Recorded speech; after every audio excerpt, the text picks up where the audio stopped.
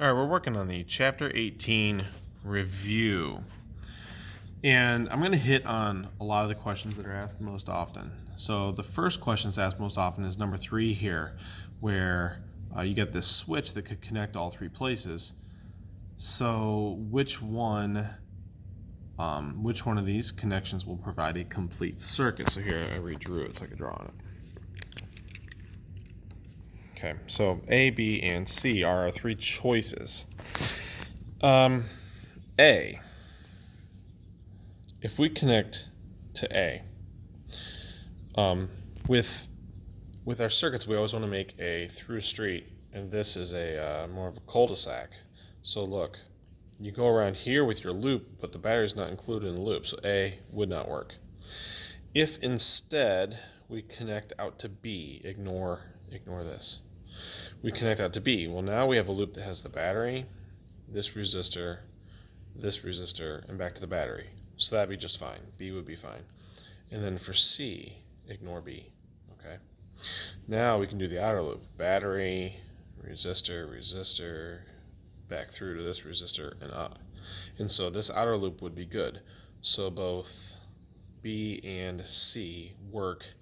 A would not work for that. Other questions that we get asked a lot would be here, number 10. Again, it's this big crazy circuit here. And it says, which switch completes a circuit when it's closed, and which will cause a short circuit? So this is asking us to think about the rules of what makes a circuit. Your 3 rules are: you have to have a complete loop, you have to have a battery, and you have to have some form of resistance. If you lack that form of resistance, you get what we call a short circuit. So let's go A, B, C, D. So we start the battery, walk through A, close A. So now you got a loop here for A. So that's cool. A is fine. Let's close B instead. So forget A. You go on this outer loop around through B. All good. Then let's close C. So I took battery up, can't go that way. Oh, I can go here, through C, and through. It's all good. But if I close D, now I have a loop. But this loop has a loop, it's got a battery, but it's got no resistance. That makes D give you a short circuit. You would have no resistance, therefore you would have extremely high current, and when you have extremely high current, things get hot and you can get a fire. The next question that we can talk about that I get a lot in the class is number 17. So let's look at the book here. Number 17. You have a 4, an 8, and a 12 ohm resistor connected in series with a 24 volt battery. Find the equivalent resistance and find the current in the circuit. So equivalent resistance in a series. Number 17. A 4, an 8, and a 12 in a series. Equivalent resistance in a series, you add up the resistance. So 4 plus 8 plus 12, that equals 24. So that's part A. Part B says find the current. Well, I equals V over R. Total voltage is 24, total resistance is 24. You get a current of 1 amp.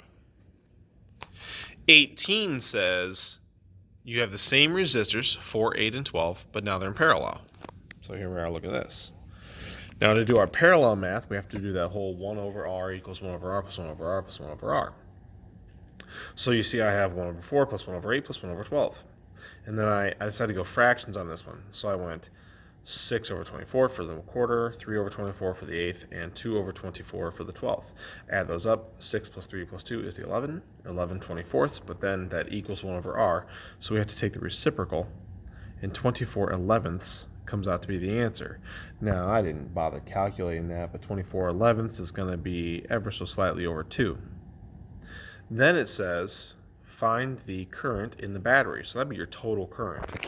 So again, I equals V over R, 24 volts over 24 ohms, over 24 divided by 11 ohms. And then I did myself a little bit of math, and that actually comes out to 11 amps. If you have questions about 19 being the exact same problem, okay, you just got to substitute in the different resistance and the different voltage, but it's solved the exact same way. All right, that's enough for this one. We'll come back with the complex problems in a second.